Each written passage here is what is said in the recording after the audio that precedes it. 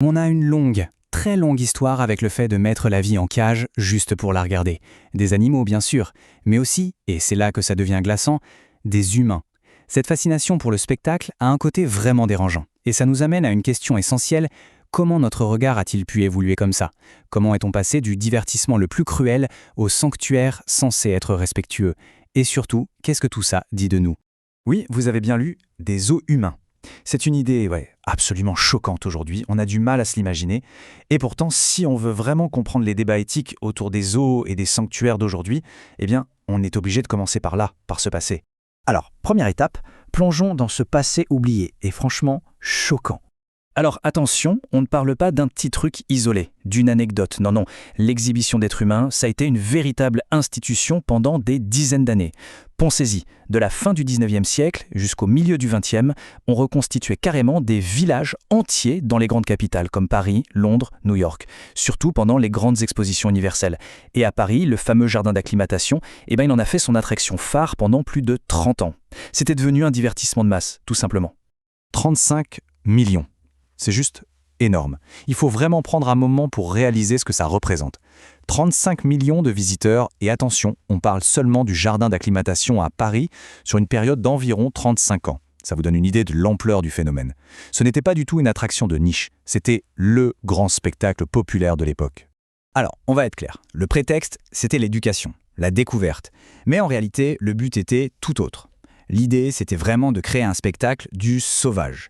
Pourquoi? Pour bien marquer la différence, la frontière entre les civilisés, c'est-à-dire les visiteurs, et les non-civilisés, ceux qui étaient dans les enclos. En gros, en déshumanisant ces personnes, on justifiait toute l'idéologie coloniale de l'époque. C'était une façon de conforter le public dans son sentiment de supériorité. La question qui se pose, c'est comment est-ce qu'on est passé de ça, de cette horreur, aux zoos qu'on connaît aujourd'hui? Qu'est-ce qui a fait que ce regard qui était posé sur des êtres humains s'est finalement reporté uniquement sur les animaux? C'est une transition assez dingue quand on y pense.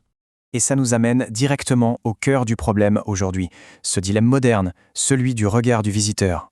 Et là, attention, on ne parle pas de simples impressions ou d'anthropomorphisme. Non, ce sont des faits, mesurés par des scientifiques. Des études très sérieuses, menées par exemple dans le sanctuaire Fundación Mona ou au zoo de Maya, ont vraiment analysé l'impact direct des visiteurs sur les animaux. Et les résultats, ils sont sans appel. Notre simple présence, même si on est silencieux, respectueux, ça génère un stress mesurable chez les primates. On le voit dans leur comportement. Ils se auto-toilettent plus, ce qui est un signe d'anxiété. Ils se reposent moins, bougent moins. Bref, notre regard perturbe leur quotidien.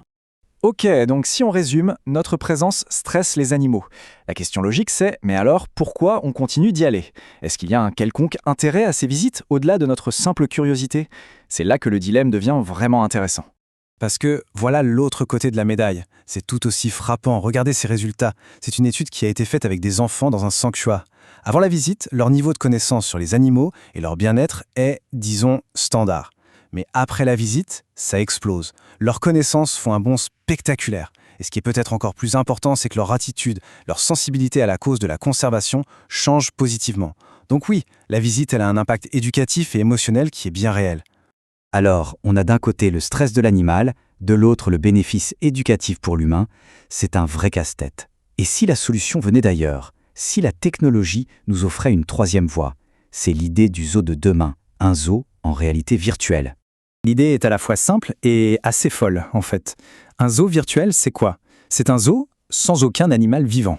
Zéro. Tout est remplacé par des technologies immersives, des hologrammes, des projections géantes. L'objectif est de nous plonger dans des habitats naturels reconstitués pour nous éduquer et nous émerveiller, mais sans jamais avoir recours à la captivité. Quand on met les deux côte à côte, les différences sont flagrantes. Le zoo traditionnel, c'est la promesse d'une rencontre physique réelle, mais ça vient avec tout le bagage éthique de la captivité. Le zoo virtuel, lui, élimine complètement ce problème. Plus de captivité, plus de stress pour les animaux. On peut explorer n'importe quel écosystème, de la banquise à la jungle amazonienne. Mais, et c'est un grand mais, ça soulève une nouvelle question, tout aussi fondamentale. Est-ce qu'une expérience simulée peut vraiment remplacer l'émotion d'une rencontre avec le vivant? On arrive donc au moment du choix, ou du moins de la réflexion. Si on résume tout ça, on voit bien qu'on a trois grands modèles. Le zoo traditionnel, qui jongle entre éducation et divertissement. Le sanctuaire, où la priorité absolue c'est le bien-être de l'animal, quitte à limiter drastiquement les visites. Et enfin, le zoo virtuel, qui mise tout sur l'éducation immersive, sans aucun animal. Ce qu'il faut bien comprendre, c'est qu'aucun de ces modèles n'est parfait, chacun représente un compromis, un choix sur ce qu'on décide de privilégier. Et au fond, tout ce parcours, depuis les zoos humains jusqu'aux hologrammes d'animaux, nous ramène à cette question finale. Notre façon de regarder les animaux, qu'est-ce qu'elle dit de nous? Parce qu'au final, ce regard qu'on pose sur les autres espèces, ça a toujours été une sorte de miroir. Un miroir qui ne nous parle pas tant des animaux que de nous-mêmes et de notre propre humanité.